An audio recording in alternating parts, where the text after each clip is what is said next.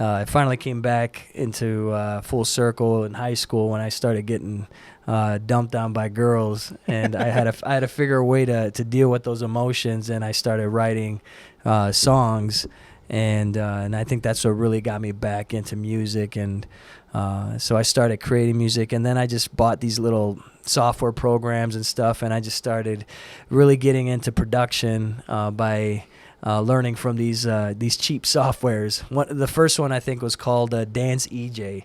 It was one of my first programs, and I mean, it was literally like presetted sounds, and you just put them in like they're like blocks, and you just filled it in like blocks, and you create your own dance tunes and stuff like that. And my first song that I ever created on there was a song called "If You Only Knew," and you know, I'm a big '90s.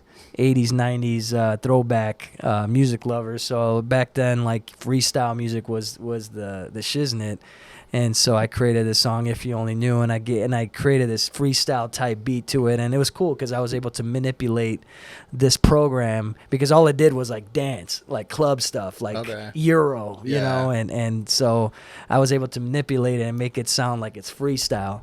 And so that's when I knew, I'm like, man, I want to see what else I can do. So then I started graduating to other DAWs, and you know, I was hooked, man. Music, I fell in love with music.